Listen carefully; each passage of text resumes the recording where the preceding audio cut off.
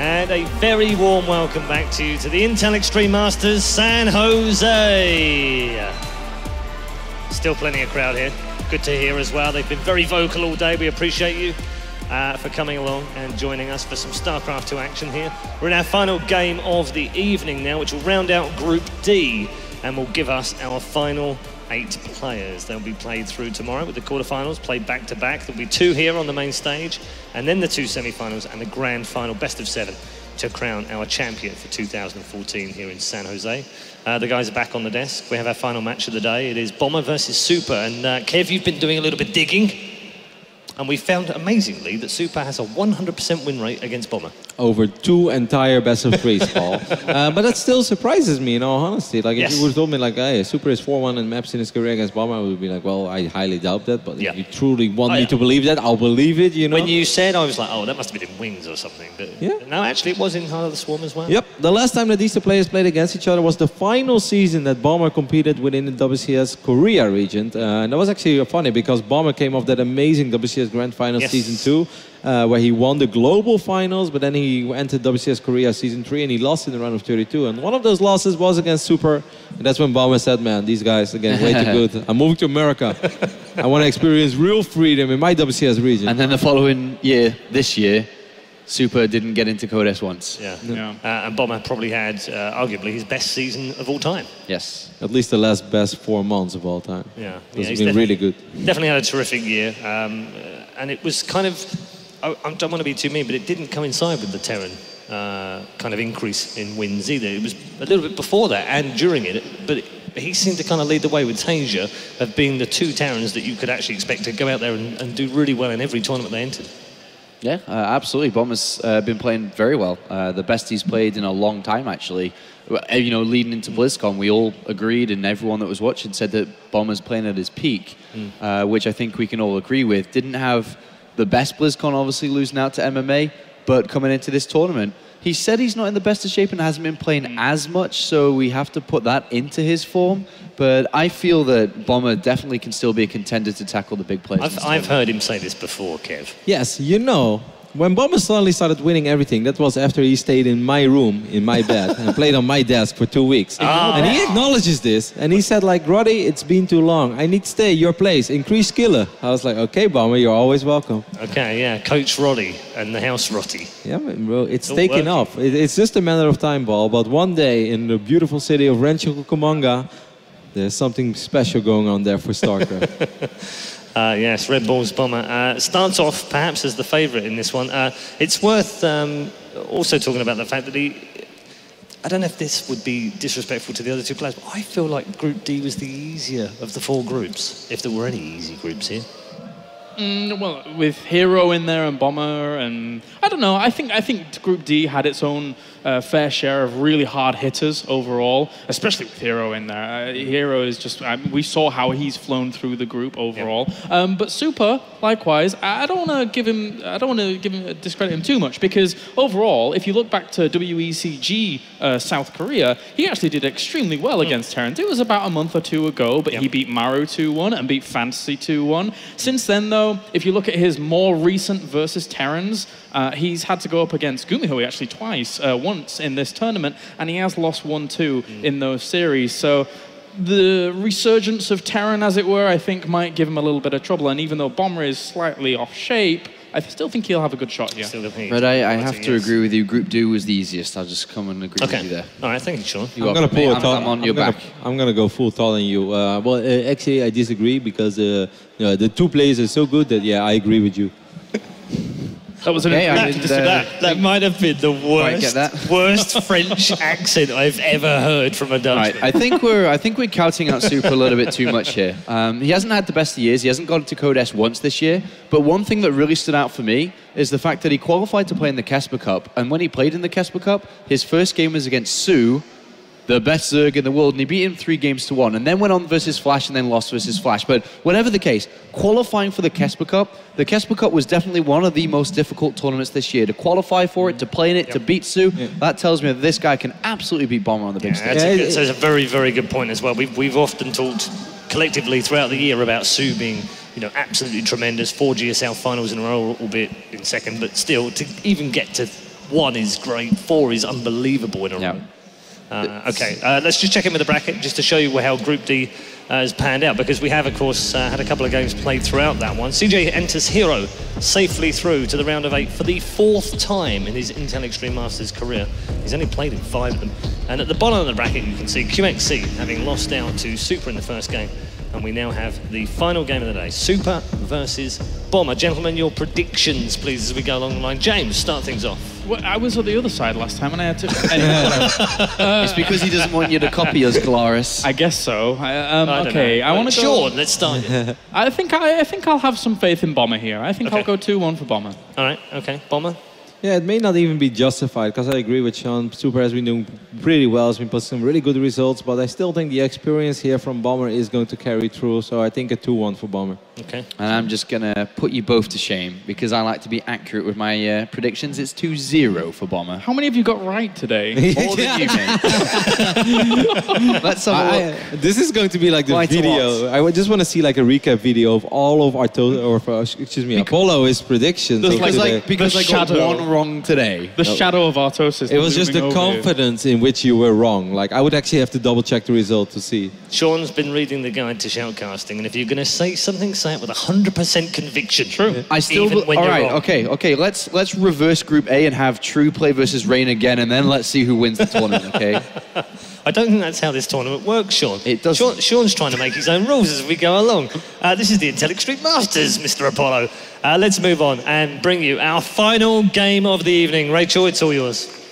Thank you so much, guys. It is mine and it is yours. I am so proud to see this audience with its butts in the seats till the very end. And we have a fantastic game for you guys. It's going to be Bomber versus Super. Super, guys. Learn it. It's important. Please help me welcome to the stage, representing Red Bull, Bomber.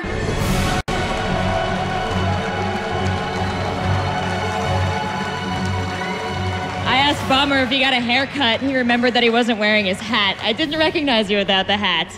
Now, please welcome to the stage his opponent, Super. From Team Invasion, ready to play. Are you ready? All right, gentlemen, then shake hands. It's time for our final match of the day.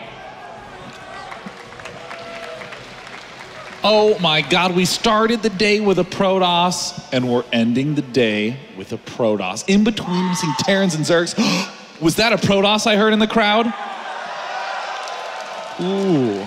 Now, Todd, we just heard from some Protoss fans. Are there any Protoss anti-fans out there? All right. And all the Protosses are cheering too. They're like, I hate that matchup. It's stressful. Protoss is fun. Come on, guys. Sometimes.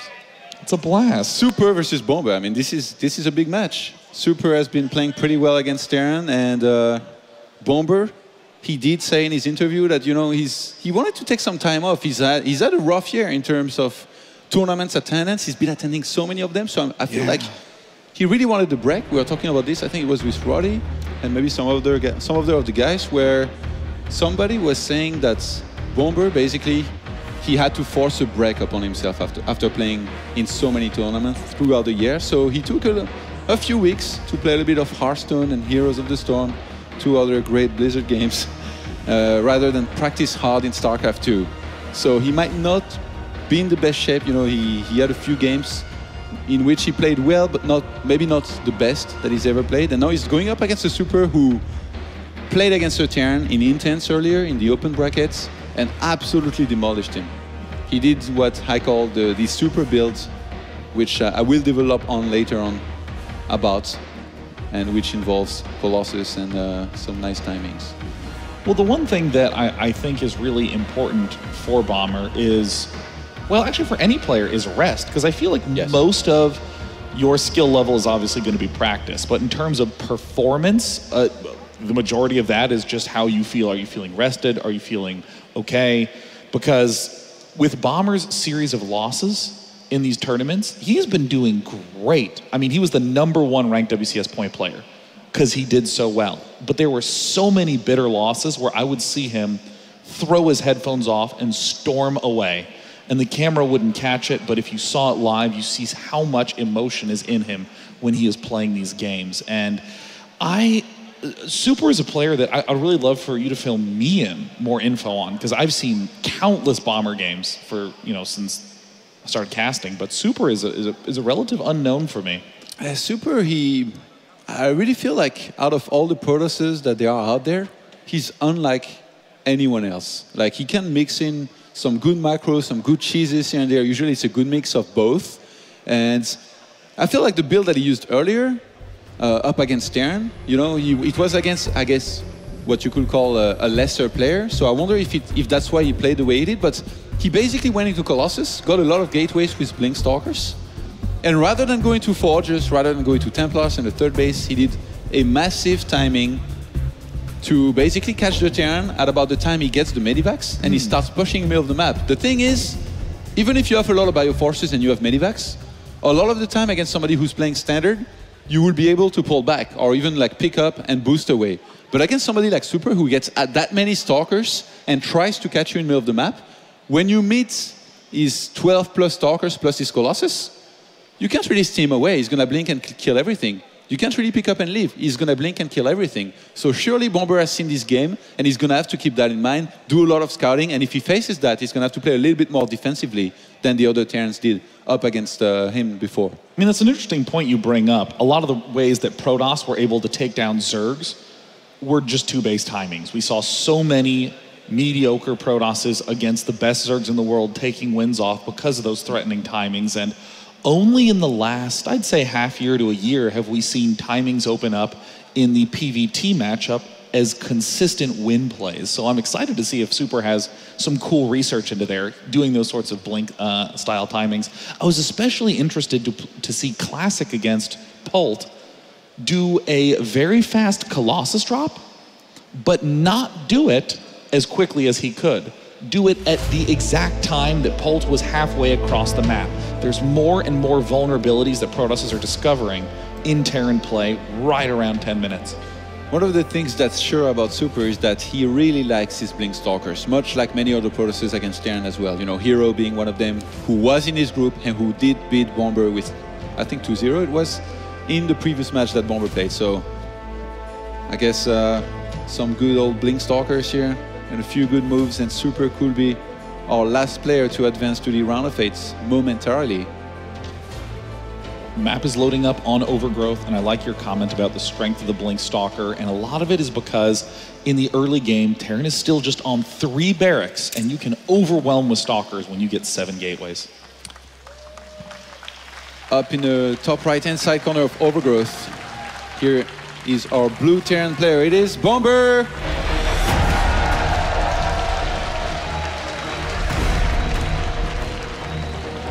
And in the bottom left, many of you may not have gotten the chance to see his PvT play, and it's time to see what surprise he's got in store. It is Invasions Super! All right, the thing about Bomber against Protoss is that he loves his 3 Raxes, and he loves to get a lot of Bioforces out there to make sure he doesn't get, I guess, Blink all-ins. Against which is very, very good. The thing is, Super goes Colossus. He gets a lot of Blink Stalkers, but he gets Colossus as well. And he tries and makes something happen with it a lot of the time. He might play to his image here.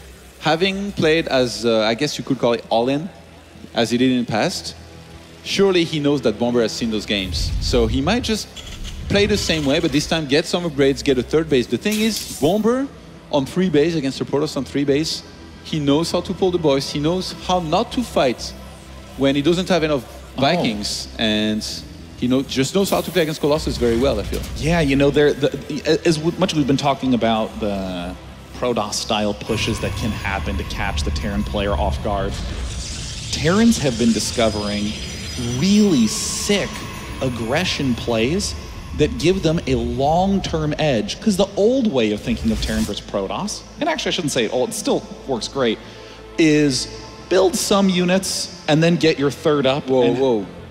Wait.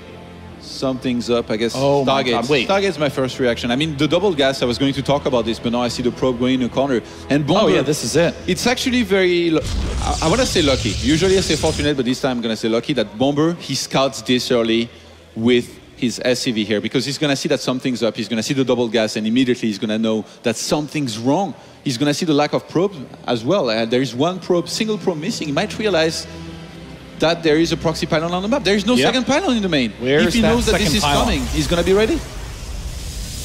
Now, This is the amount of chrono boost as well. That's a massive tail here by Bomber. And that quick scout, I absolutely love it. Oh, here comes the Marine, instantly moving out to the map and is going to just check the far corner. God. This might get slammed hard, but Super is chrono boosting out a Stalker to get it as fast as possible over that Marine.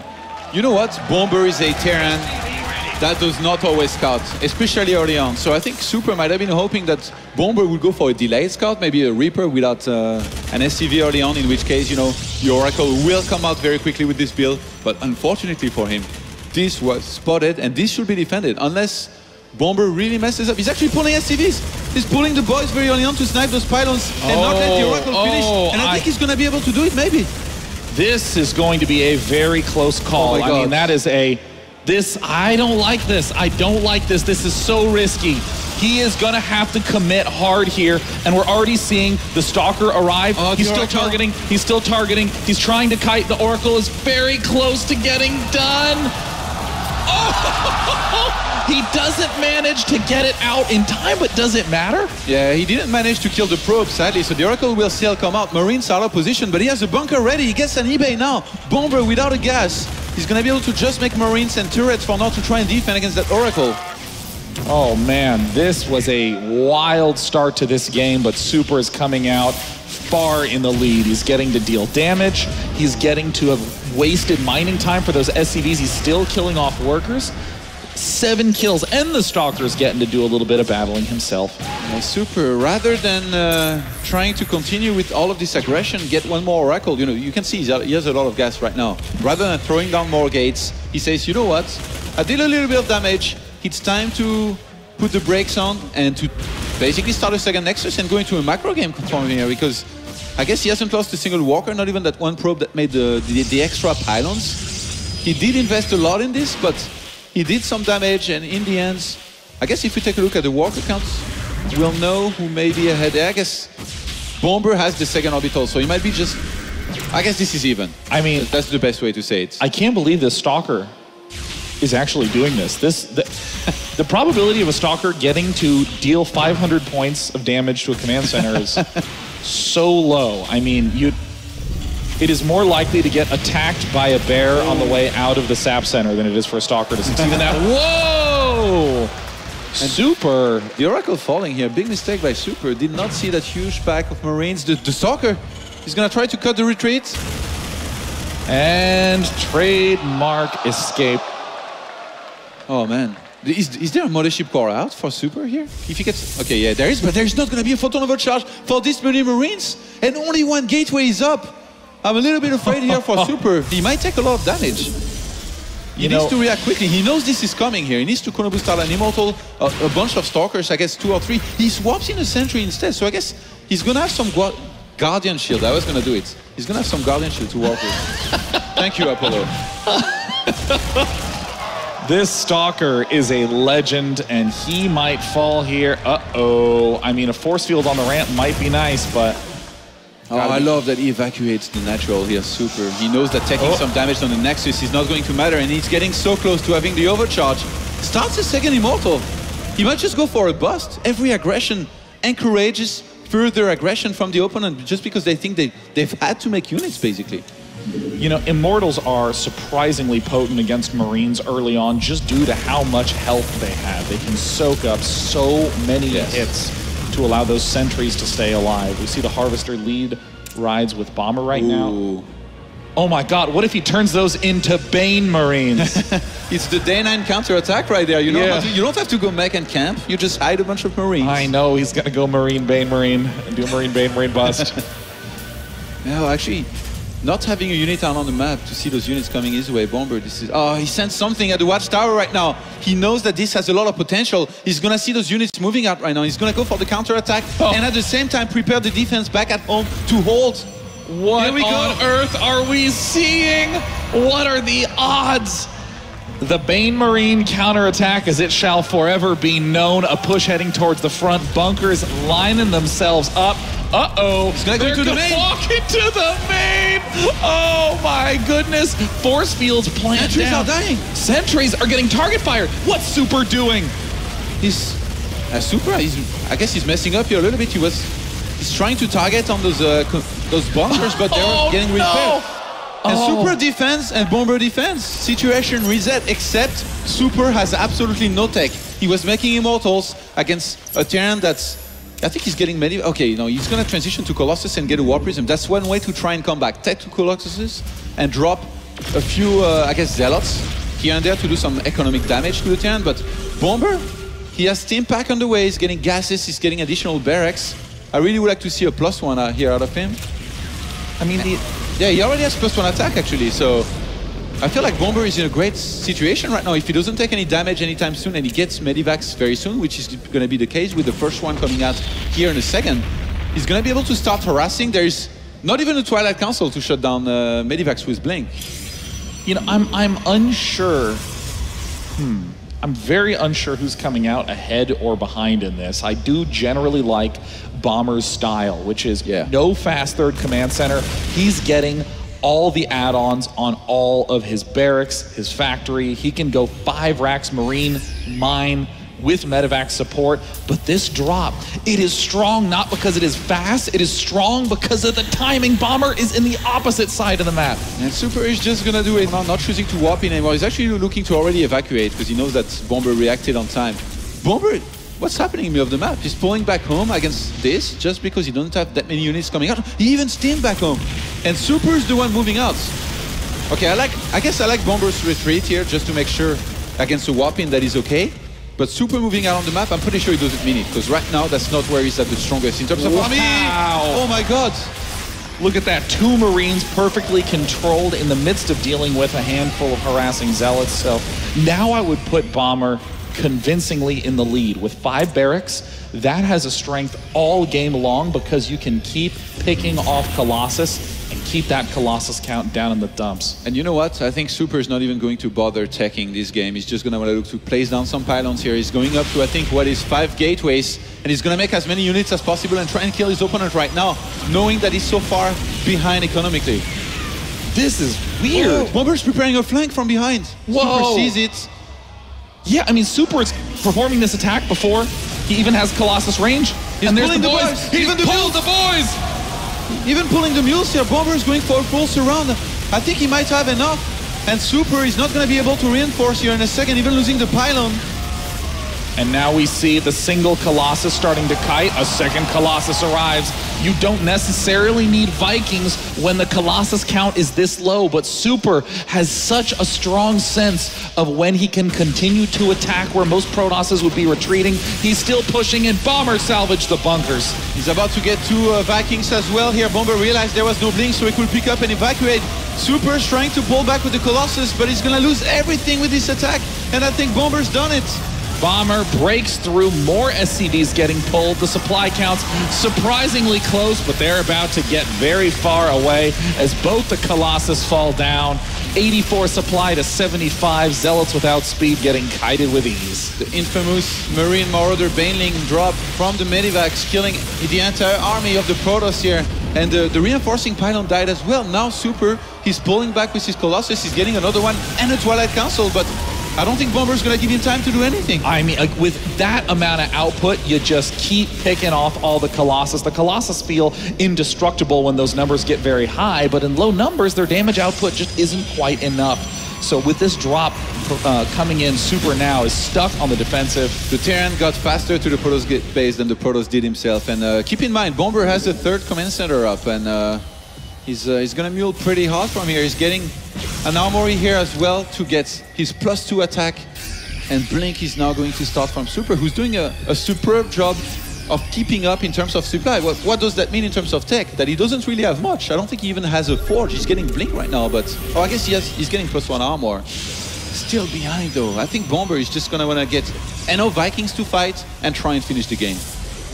I think that's a fantastic play. He's not going to commit deep to an end game, but he's going to have that option available. He's getting a single armory. I highly doubt Bomber has 2 engineering bays. He probably has just the 1, so he can continue the output of his upgrades. But most of everything for Bomber is just pure brunt production of Marines and Marauders. +2 infantry weapons here, Will Start and Amandos. That single Marine is going to take him down. This Bio really wants to kill War Prisms this game. It was actually just 2 Marines earlier that killed the 1. So why not just 1? Challenge accepted, says Bomber. Yeah, it's twice as hard. Super here, taking the 3rd base. Just on 1 forge, is went behind. What do? You get a Dark Shrine. And in this game, Super is going to rely entirely on this Dark Shrine to slice up some SCVs for him to be able to come back. But I think even with that, Bomber's looking to hit a timing right now where he has a bunch of Vikings to counter the Colossi of his opponents. I mean, look at his army size. He just looks not that strong here for Super. Oh, there's the 2 DTs getting warped in and ready. He's going to send 1 into this army immediately and hope that the scan that gets spent there is not available back home. Army supply far superior here for Bomber, who's 20. Oh. 15 actually. Now 20, yeah. Supply ahead in total. SCVs were pulled. I don't think Bomber even cares about his main natural and 3rd base. They're just here for scans here. Well, it looks like, oh my God, Super has also pulled the boys. And we see an oddly terrible angle for Super, who just cannot get any edge in this fight. Vikings instantly land now that all the Colossus are down. Bomber with a clean, easy stim, and 1A with the beautiful concave. I mean, the DTs in the main base getting killed off too. A very funky game 1, but Bomber looked in control the entire time. I wonder, with the SCV pull, did Bomber face this before and somehow prevent the Oracle from coming up? It seems very difficult. You really would have to kill the probe, I guess, just to make sure there wouldn't be a new pylon coming down. In which case you would never prevent the Oracle from coming out. But that bought him some time, but not much, I guess. I mean, it's little things that I think would have changed that outcome. Bomber was shooting at the pylon at maximum Marine range. If you are touching the pylon with your Marines, you pretty much know that you're going to be able to shoot down any probe that comes in the way. And I think that with Bomber's timing, it clearly worked if you don't let the probe build 3 pylons, which is pretty uncommon. So even though it was a bit of a fumble, you still see how quickly Bomber responded, pulled himself together, and played in that kind of unusual game. I feel like Super is definitely one of those Protosses capable to macro, but he much rather play a timing-orientated style where he all-ins a lot. Like this was a massive all-in. I mean, opening with the Stargate first, then the transition was another all-in with the Colossus plus the gateways and all the Stalkers without any tech.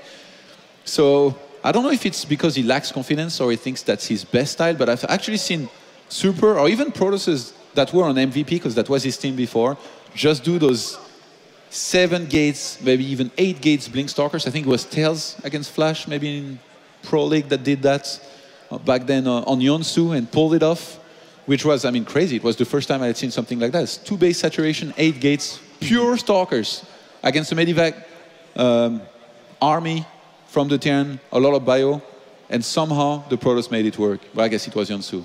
I mean, so yeah, very aggressive Protoss here. And we're seeing those vulnerabilities play out. I mean, that drop with the 3 Zealots, very tame-sized investment. That's just 500 minerals, 4 units that you can probably conserve. And Bomber had a very hard time with it, had to pull everything back. He managed to do some great control and pick off the Warp Prism. In fact, so many of the attacks, it was great control, Bomber, you're going to manage to thwart this, but we're still seeing dangerous vulnerability there. The Grim Reaper has arrived. And he has arrived in sequence. All right, guys, we're going to have a short break and then we'll be right back with the next game. Don't go anywhere.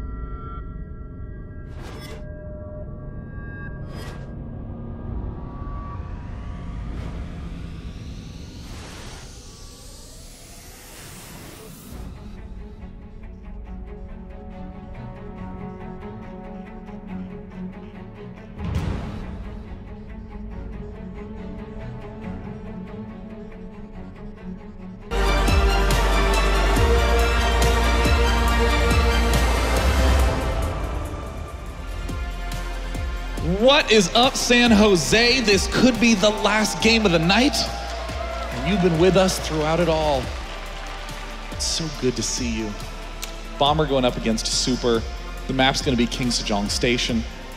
This is going to be just one Protoss Day 9, making it to the round of 8. You know what? If it's rain, I can live with that, because rain counts for 2 or 3, maybe even 4 Protosses. Well, Heroes in there as well. Oh, yeah.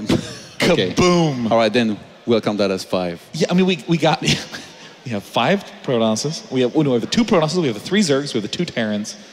So we are guaranteed to have as close to even distribution in the quarterfinals tomorrow as possible. But the question is, will it be Protoss or Terran that will have 3 represented?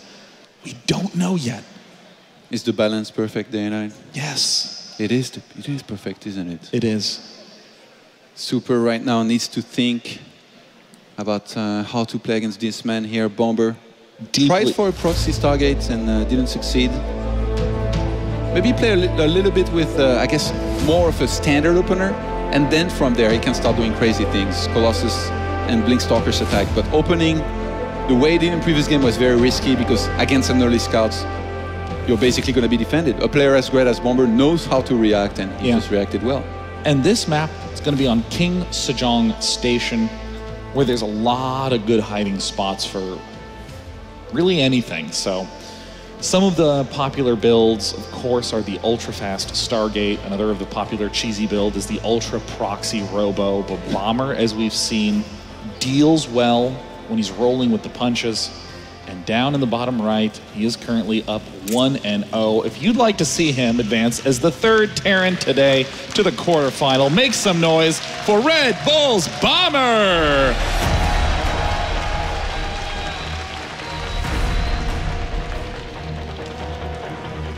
And in the top left-hand corner, does he have a saucy timing attack up his sleeve? It is Invasion Super! It's actually amazing how good you are at this. You should never, ever let me introduce ever again, Sean. Thank you, Todd. That's very sweet of you to say. All right, King Sejong Station, you mentioned it. There is a lot of places you can hide stuff. So was Super to try for something again? He needs to make it less obvious against a Bomber who, I mean, you scout a proxy target like this, which is, I guess, really much of an all-in in the first game. You're going to want to be careful in the second game, because there is always this mind game of basically saying, he did something cheesy, he might do it again. Oh, yeah. I mean, this is why the Reaper Scout is so common. And we see Super already doing some good preparation. I just love these little building placement things, just clogging that little hole between the geyser and the minerals, blocking with the gateway at the back.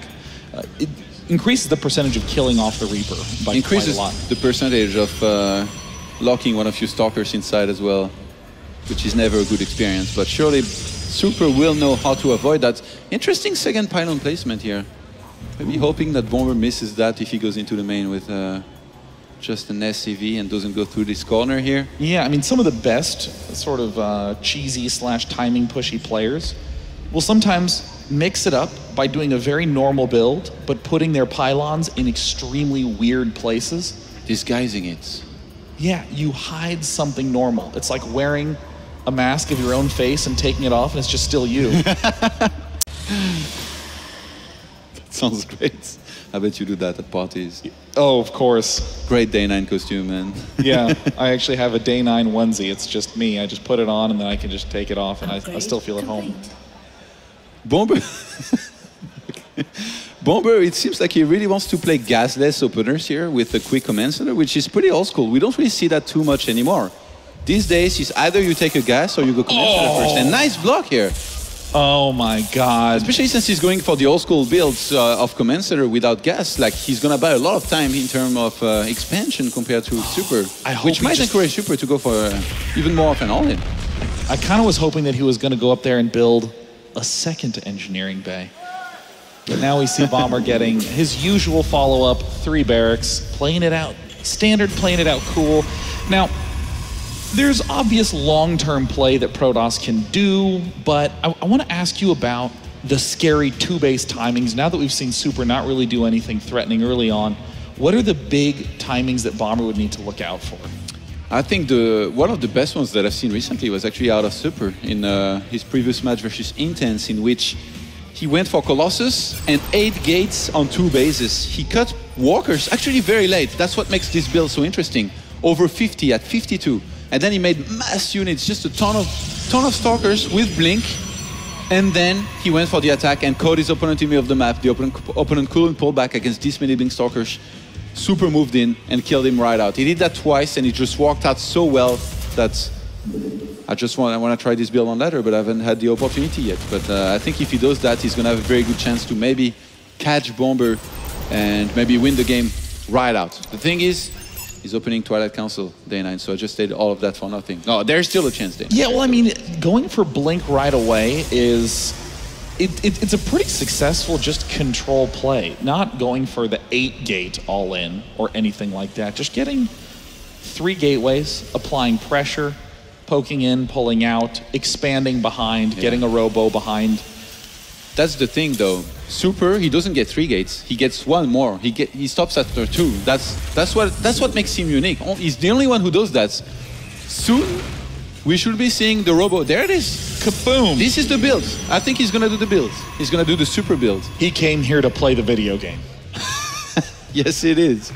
And he's gonna do just that here up against a Bomber who I'm sure has seen this before.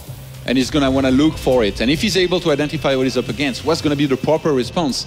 I'm guessing waiting at home against a Protoss who's not taking into Forges, who's not making a Templar Archive, who just mass up on 2 bases. You get enough Vikings to deal with the Colossus. And the large amount of Stalkers on the ground is never going to be that much of a problem once you eat a good chunk of bio. And I think this makes it very, very hard to read what Super is doing because, you know, technically, the always correct thing to do when you're analyzing your opponent is not to say, what is he doing? You should be asking yourself, what can he not be doing? If you see an observer really early, your opponent can't be also going for some sort of Stargate play because he can't be doing both at once. But after so many games, you start to just still do that. You start to say, oh, okay, I see some Blink Stalkers. He's probably going to be going 3 to 5 gate Blink Stalkers and taking his 3rd around now. Yes. It's so easy to fall into that trap of trying to identify what your opponent's doing. So here in Super's case, Super's going to be able to get a super fast 3rd. Yeah, oh, no pun intended. Huh?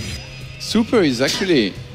Staying in front of your opponent's base like this with a Stalker indicates you might want to be aggressive, which at first I thought he was disguising his build, but now it does look like he might want to be a minimum aggressive with those Stalkers. But he's not going to want to actually, you know, really get in there and commit too much to the aggression.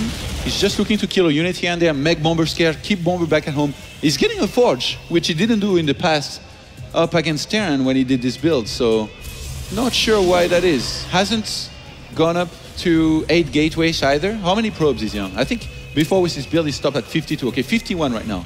He's missing 1, day 9. Yeah. That's what I noticed. He's going to build 1 more probe and that's going to be the trigger for the all. To drop down the additional gateways and go for it? I think he's probably going to have to get +1 attack here if he's committing to this sort of style. Yeah, actually, this might be a double mind game where he's showing a bunch of Stalkers, not looking to do too much, but somehow he's still doing quite a bit right now. And he's basically, hey, look, he's dropping down the gateways. This is the double mind game. He's saying right now, I'm doing some aggression with Stalkers, but all I'm really doing is disguising my build. In which case, Bomber might start getting confident soon, move out, and then you catch him right outside of his base with Colossus and with a ton of Stalkers, and then you just crush the Terran instantly. Oh no, look, in Bomber's main base, what has he been doing with his structures? He's still going for the 5 barracks before 3rd command center. He's getting the armor. Yeah, he is going to be prepared with a lot of units. It's going to come down to a control fight now. Yeah, the thing is, if Bomber gets caught in the middle of the map, it's going to be bad news for him. And right now, the Colossus count is going up here a little bit. And Super, I really don't see him taking more. Like, I'm not sure why he's delaying the attack as much as he is. He's warping in Zealots now? Was that Zealots? Usually he just gets Stalkers. I'm a little bit confused. I really thought he was going to go for that, but I guess he might just be doing that because of the way the Terran's playing defensive. He's like, well, I guess if the Terran just waits for me, I might have to transition into something else, maybe get a Templar Archive, maybe get a few Zealots here and there, rather than just get a ton of Stalkers. Great placement there for Super. I mean, not over-assuming what Bomber's up to. Okay, no, Super is going to go for it. And Bomber, I think he knows what's up. Bomber, the way he stayed at home, I think he knows what's coming here. He steams very early, though. He lost a lot of hit points on those units. Oh no, he's gonna run out of stim in seconds. He's gonna have to stim again. Combat shield is not done. Combat shield is not done. The boys are being pulled, but this is a perfect timing right now for Super. He's just waiting for stim to wear off. Stim dealing almost more damage than the Protoss units are. And Super is wrecking Bomber. Bomber's getting in there with small bio forces, not a single Viking. He's gonna take down one of these Colossus, but Blink Micro is being used here by Super, who I think might have too much. He's on 7 or 8 gateways. He's gonna keep on warping in Stalkers to get in there. Bomber has already lost so many SCVs. He's just so far behind in supply now. The first 2 Vikings are gonna get sniped. A great contained play with early Stalkers. Alley-oops to himself, and Super ties the series up 1-1. I really wonder if Super threw in that Forge in his main base just in case Bomber was going to scan, in which case he would have seen the Forge and be like, it's not the build, he made a Forge, but it is the build because he made gateways and still made a ton of gateway units anyway. Maybe he was so confident he wanted to do the Terran equivalent of dropping a mule on your enemy, but you don't have that with Protoss, so he just built a Forge and didn't use it.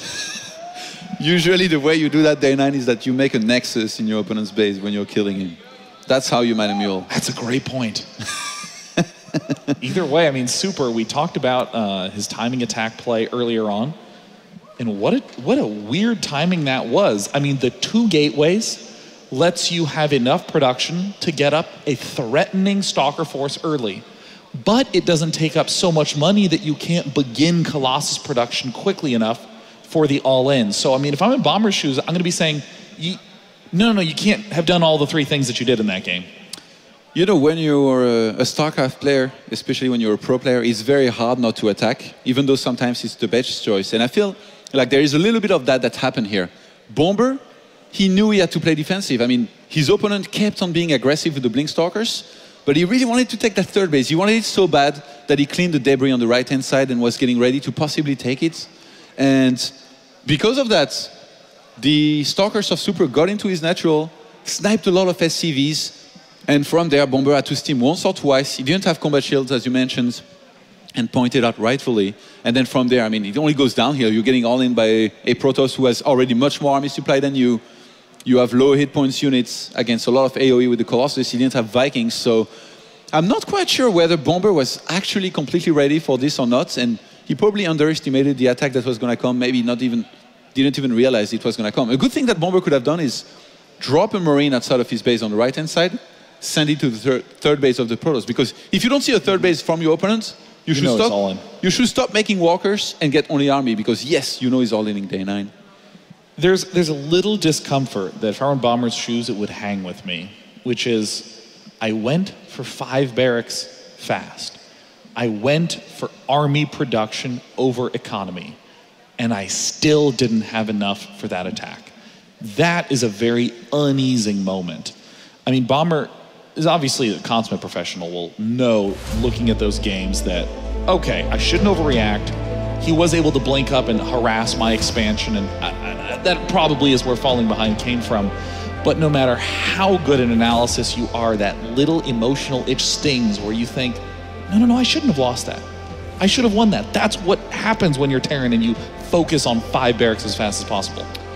Yeah, actually, you know, we've talked about how Bomber is very good against Colossus. This is just such a different build than your standard Colossus build that he was really thrown off here with everything that was happening. First, he just saw a single Stalker in front of his base. He's like, is this a fake or is this for real? After some time, there was nothing that was really attacking him other than that one Stalker. So he's like, well, it's probably a fake. And then he sees a bunch more Stalkers plus Blink. He's like, again, is this a fake or is this for real? At first, it looks kind of real, but then it ends up being a fake. And then again, the other attack, he's about to come. He cleans the debris on the right. He's like, well, that was probably a fake again. He's taking a 3rd base and taking, but no, it wasn't a fake. It was the real thing. And he really died against the real thing because there was just too much for him. So Bomber, he's going to have to do a bit more scouting here. I know he likes his mules, but still, there is always a way. You know, I talked about one of them dropping a Marine outside of his base, sending it to that 3rd base from the Protoss, and seeing if he has a 3rd base on the way to know if he's all-inning or not. And on the map Deadwing, Oh, it's going to be cross-map position. Seems that we're in for a long one. Since it is your last opportunity to cheer for him tonight in the final game of IEM San Jose Dane 1, I present to you in the top left-hand corner, Red Bull Bomber!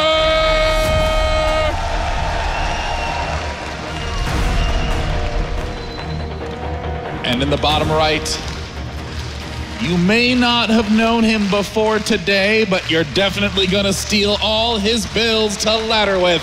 It's Invasion Super! I know I am. If you're a Terran and you play me on ladder, you better prepare some bunkers and a lot of Vikings early. Don't even make medivacs, actually. Actually, that's a bad idea. You know what's gonna happen? You're about to tell me, Day 9. Let me explain to you what's gonna happen to you, Todd. You're gonna have that build cemented in your mind. When you see that you're against Terran on the ladder, you're gonna get excited even while it's loading. And then you're gonna get proxy 2 racks all in.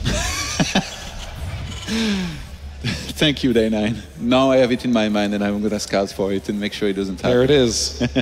Be careful if you devote too many probes to scouting it. I mean, that hurts your economy, Todd. At least I don't die to proxy then. Day 9, making nerds win games. That's right. For many years now. All right, on this map, no quick scout looks like by either. Super is gonna do I guess a little bit of a cheeky pylon, you could call it, in the corner of his base, which will help in spotting some kind of Reaper, jumping inside of his men, and Bomber again, the gasless style. Has he been hanging out or watching a Happy's game or something? Because this is something that really reminds me of Happy for some reason. Bomber, no matter what year you watch him, he just does this. He doesn't overdo it. He doesn't go for the command center first styles. He just really likes this timing. Doesn't seem to be a big fan of Reaper openers right now. Yeah. Or CC first, which is definitely a good map to do it on. Instead of that, he's just going to get some Marines here and then expands. And I'm pretty sure this is going to be the double racks behind this and then double refinery. Interesting that Bomber didn't scout. You know, I talked a little bit about this, about how when you play against, especially in the first game, you know, something very aggressive with the proxy Stargate, and then in the second game, again, a timing attack, which is wasn't all in. You're going to want to be careful in the next game. Yet Bomber says, you know what? If you proxy Stargate this time, I'm actually going to scout around for it with my SCV, because look at what Bomber's doing. He scouted all the way around it where a proxy Stargate could have been. Yeah, you cannot spawn. Oh, wait, this is a CC. Oh, yes, kaboom! He not only cleared the area where a proxy Stargate would have been, because as a Protoss, when you spawn on this map, you don't know where the Terran is going to be, so usually you put it in between. He also gets another CC hit and a little bit of a gamble, but one that I think is going to pay at least early on, because Bomber is not about to die anytime soon. Super has opened very standard here with the quick Nexus. He's gambling with bomber bucks. I don't know what that means, Todd. I don't know either. I've been talking anyway for a long time, and my brain thought of it, and the mouth was like, all right, we approve. Here it comes. And now, is he... Oh my God, that would be the most fortunate scout. You know what would be funny? If it's Sao, the SCV, mining minerals, but not the CC, and then he realized. Okay, oh my God, it's going to be by the skin of his teeth. I think he's going to miss the command center, definitely, but he might see the SCV on the way back, Day 9. He's going Twilight, by the way, Super. If he sees this, he's getting additional gate as well. He might be able just to walk in some units nearby. Is he going to see the SCV mining minerals? Okay, there's the twinkle. It's twinkling. Does he sense the twinkle? No. There is no way he saw that. He senses no such twinkle, Todd. Oh my God. Oh my Todd. Super poking at the front with one Stalker right now. He's sure that he's in a happy position. I mean, he sees a bunch of Marines. He saw the command center. He knows that he's against a gasless expand. He's getting blink. And he's gonna go for his the same build again. If Super actually now had gone for something like 7 gates blink all in, because Bomber rushed such a quick third command center, I don't think he would have had enough bio to hold. It would have been such a difficult hold. But Super thinks he's playing against some standard play here.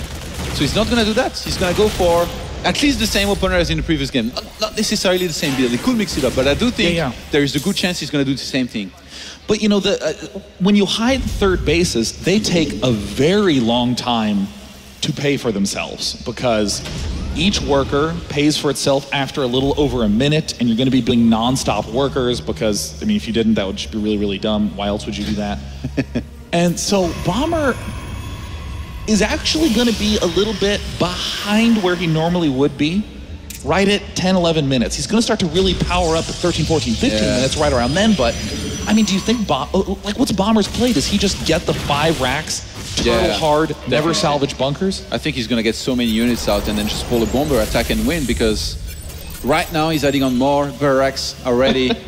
And he builds the proxy command center, so when he pulls the boys, they get there faster. Mind games. In terms of walkers, actually, Bomber has done such a fine job. Like, he didn't miss a bit in terms of making SCVs. 47 against 50, that's a great situation against a Terran who's on 3 orbitals. Ooh. Super is going to start proxying some pylons here to warp in some stalkers across the map to be aggressive like in the previous game. And in this game, I really think that Bomber is just going to get too much out in terms of army for Super to be able to deal with. They're actually going to clash so hard, they might actually like take a little bit of the map away with them. They're going to make so many units, man. It's going to create a crater of awesomeness. But Bomber, I think, is getting a little too overeager with these Marines.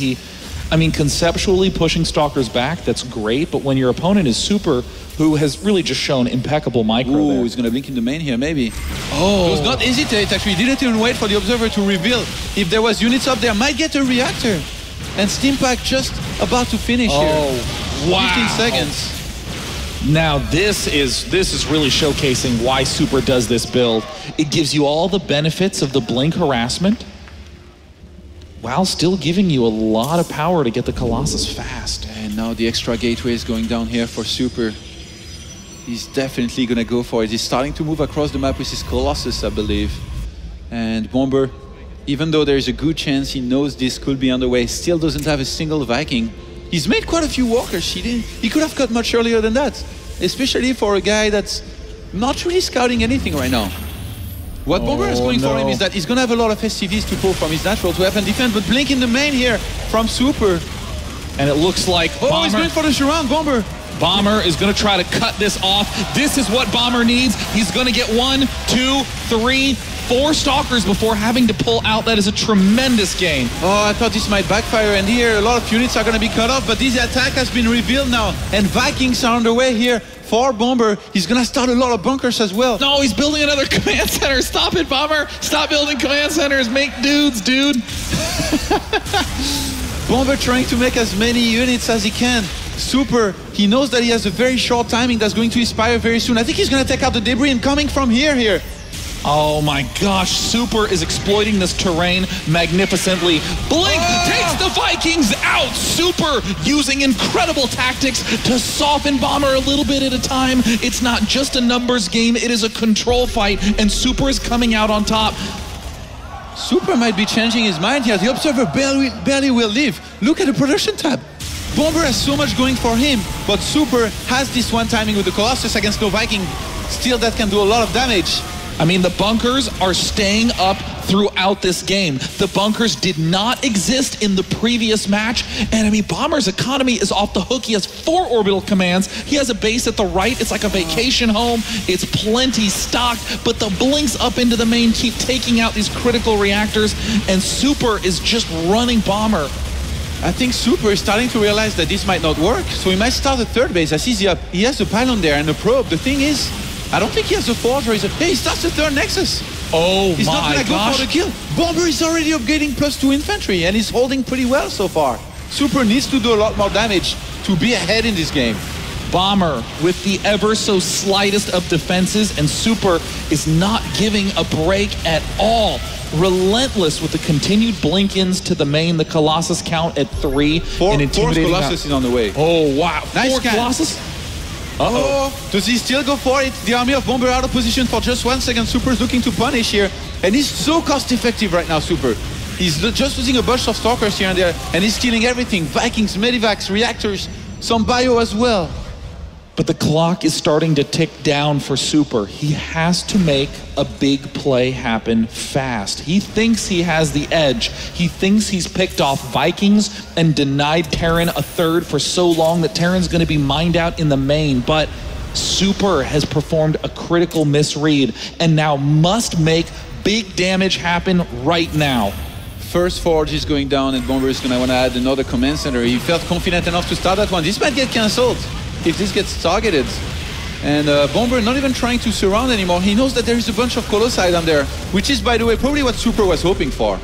Bomber to try and flank around, and then he will bring the Stalkers down, and Colossus support will be enough to crush whatever army will be on the low ground. But look at this. No medevacs. There's none. There are no medevacs. The back and forth with the Stalkers blinking into the main guarantees that Super has done huge damage without any attacks from the Stalkers going down on infantry. And Super, I mean, the window is here for just for a few seconds longer. And no, oh no, Super, he's transitioned away. That's it. That's it. Bomber's going to be fine.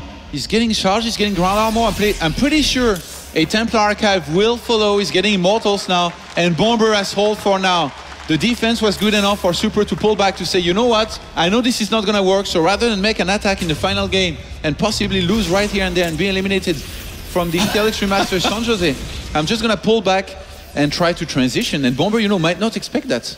I mean, look at this. Start realizing. 3 medevacs out, and Bomber still doesn't even have enough energy to heal everything up. He's building a 5th command center because he's Bomber. Because he's Bomber. The production tab looking very scary for Bomber here. The thing is, Super is still doing his job in terms of adding on gateways, getting a Dark Shrine again. It didn't work in the previous game. He's gonna try it again.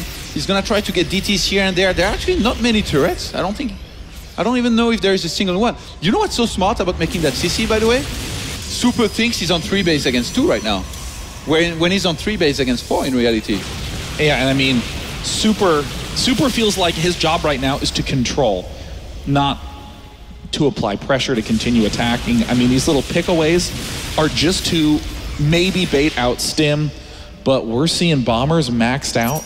I really am not sure about that Dark Shrine because, I mean, in terms of, it could do a lot of damage, but I really feel like Bomber's gonna attack soon because he's maxed out, and there's not gonna be any Templars against a maxed out Terran who should have enough Vikings to deal with the Colossus. Yeah. What have those medivacs been doing? I guess they've been healing, but Bomber has to stim so much that they can't keep up. Yeah, there's just been too much lost health. I mean, the stims were just amazing. Super. Super is going to try to make a fight happen now. I'm not so sure how successful a plan that's going to be, but let's be honest, the medevac energy is still just too low. The Vikings have not yet picked off any Colossus. The Viking movement was great here, by the way. If Bomber had kept those in position, Super would have blinked and sniped them. Bomber quad firehead in supply right now, but he's going to have to stim again. Vikings getting picked off by the Stalkers. The energy is so low on the medevacs. There's only 2 Colossus out right now. It is a Bomber supply lead, but gosh, I mean, the entire army is just in like yellows of health. Mules next to a pylon and DTs. Why not? Only in Bomber's games. DT is being warped in now, and Super has to do so much damage here to somehow be ahead. This might actually buy him some enough time to get to a lot of High Templars and Storm, but it looks like Super wants to be aggressive with this. He says, you know what? You're probably going to be in your main and natural defending. I'm going to try to pick off another base. Super has some of the best tactical control I've seen out of Protosses in the last few months. I mean, the blinking into the main, the pulling back, Bomber taking a 6th base in the top right. Oh, he loses some very important Vikings here in the middle of the map. 6th base, very ambitious. I like it. Actually, I'm not sure it's a good idea. But he's getting Ghost now.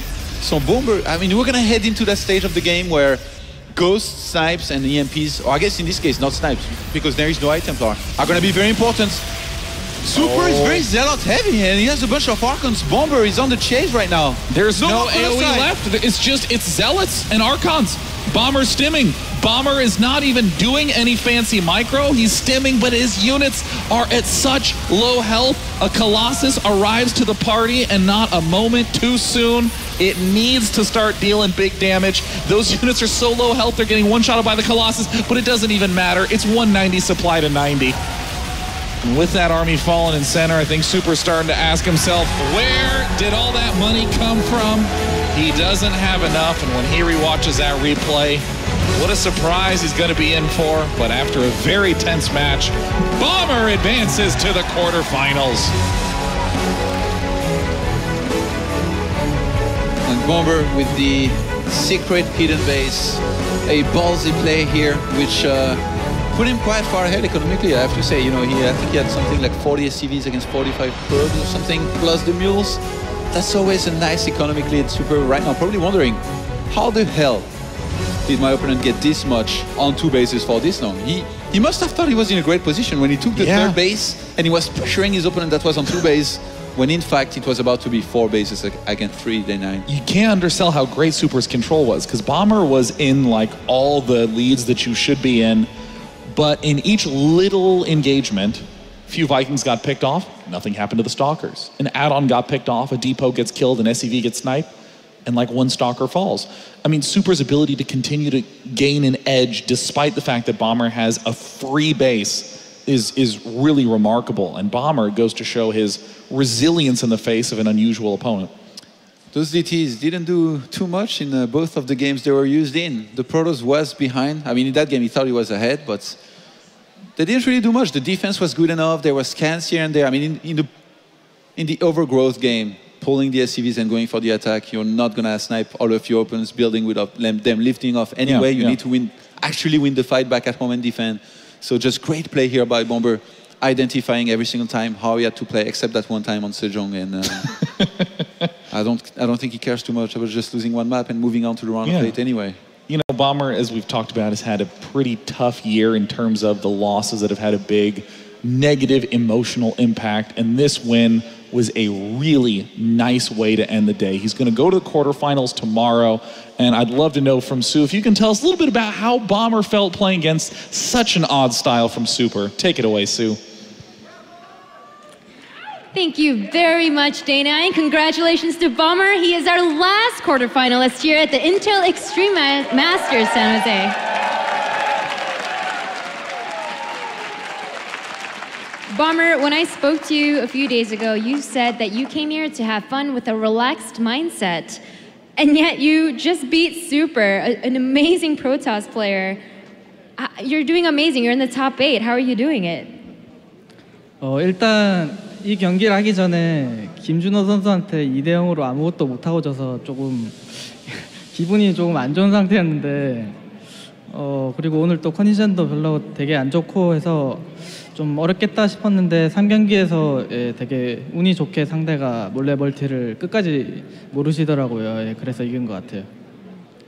So he says, first of all, right before this game, I was playing against Hero and I lost 2-0 without being able to do anything that I wanted to do. So I was honestly in a really, really bad mood. And today I haven't even been feeling that well. But luckily enough, when it got to that game 3, my opponent never scouted my hidden base. So I think that was how I was able to clinch that series. Bomber, I spoke to you a little bit right before this interview and you talked about that build you used in that last game. But tell the crowd where you came up with this build.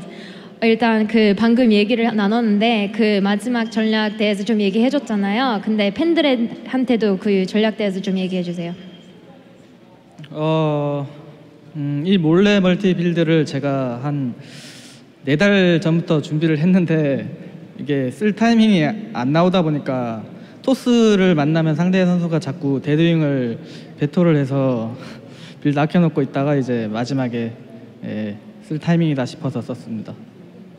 So he says, this is actually a build I made 4 months ago, and I've been waiting and waiting for the right moment to use it, but every time I played a Protoss player, they always vetoed Deadwing, so I haven't been able to use it, but luckily enough, I finally got the chance, and you guys saw how that turned out. Now, last but not least, Bomber, we have a very special thing to show you. Can we have these fans come up on stage, please? You have these amazing fans that have prepared these signs that are cheering for you. So if we can get... You guys can come here. What's your name? Justin. How old are you, Justin? 9. How old are you? 12. And what's your name? Nicholas. Okay, we have Nicholas and Justin, and you guys are fans of Bomber? Yeah. So why do you like Bomber so much? I don't know. Is he just really, really cool? Yeah. Nicholas, why do you like Bomber so much? I don't know. He's just really, really cool, right? He's just really cool? I guess. All right, thank you very much, Nicholas and Justin. I hope you guys like the signatures.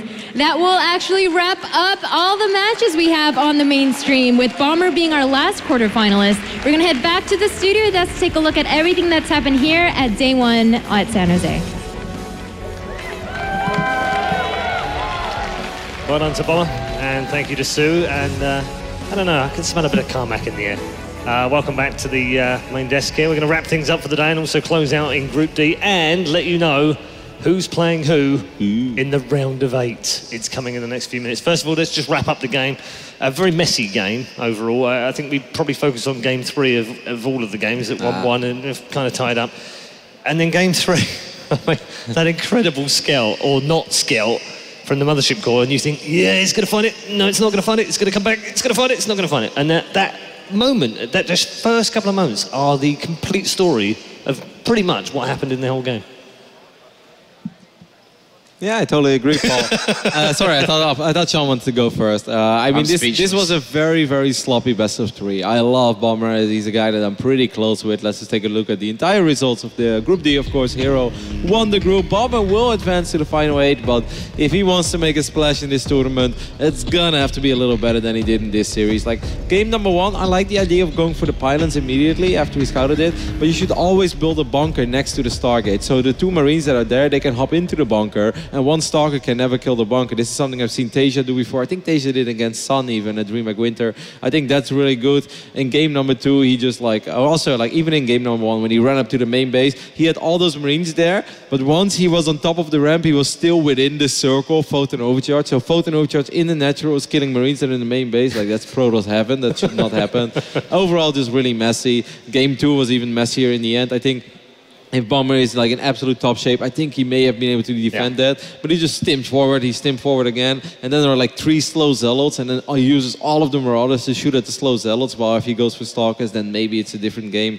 And game 3, well, we could talk about that one for days, Paul. Could, yeah. Just generally, Sean, he said he was out of shape, and I think that was a fair reflection of what an out-of-shape Bomber looks like, really. Yeah, that's true. Definitely showed through his games today. And if he wants to win this tournament, I don't think he's going to win it with that type of shape. So it's going to be difficult for him for the rest of the tournament, I think. There's some really good players in the round of 8. Yeah. Final word for Super. Put up a good fight.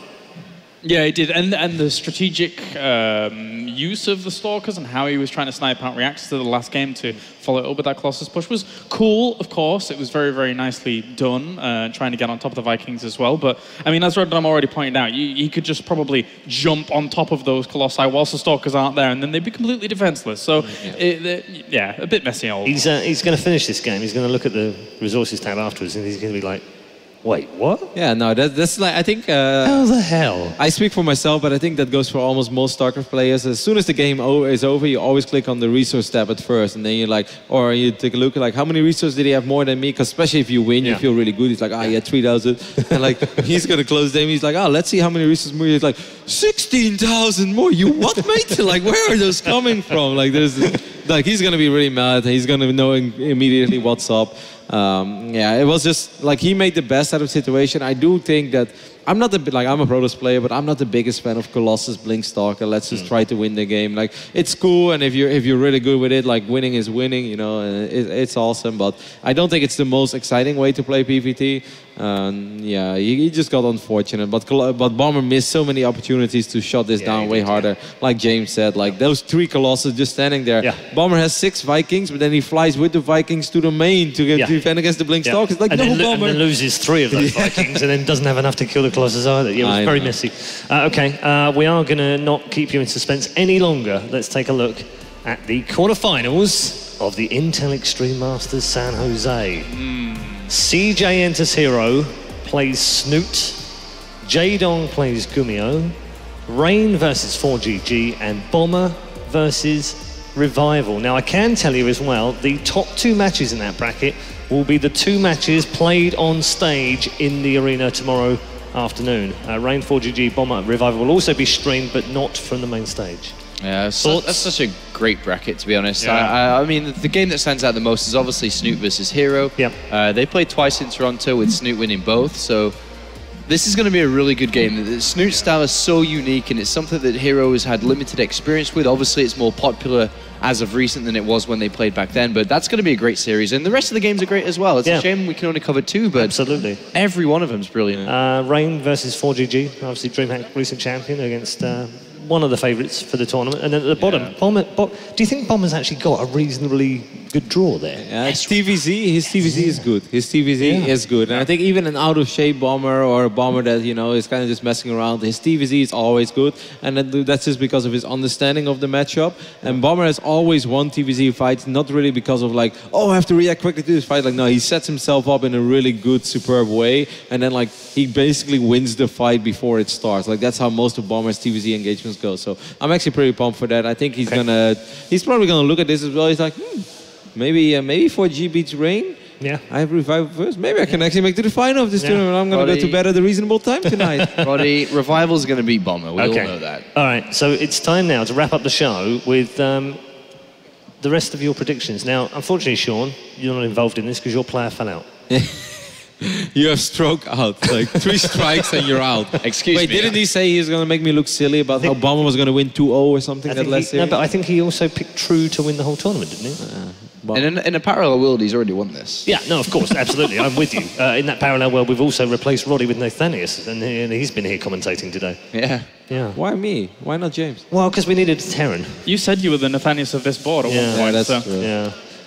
So you two gents have still got a player in. Are you sticking with your favourite player? Yeah, Is Rain I mean, still going to win the championship? I've said that Rain is going to win, so I still think he's going to win. But 4G is a difficult draw. Rain in the old days, I loved this PVT, and I'm pretty sure I'm still going to love it. I don't think 4GG is going to be too happy with this draw, even though he definitely smacked down a couple of Protoses at DreamHack Winter in the group stage. Yeah, different level now. Those Protoses, they were no Rain. Yes, indeed. What about you, James? Who did you even think was my pick?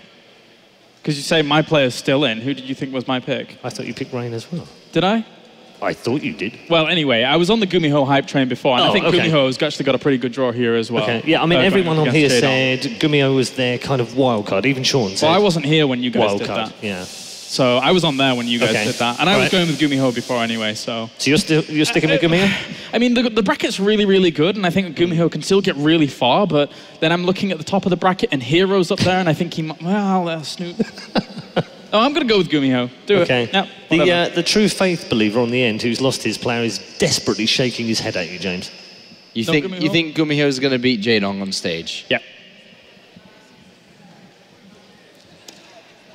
Okay. And on that note, thank you very much, gentlemen. Thank you also to Day 9 and to Todd, and of course Flo backstage for all of the hard work on our observing, and of course to our 2 stage hosts, to Smix and to Rachel. That is it from day 1 of the Intel Extreme Masters in San Jose. We will see you tomorrow, bright and breezy early, midday, for day 2.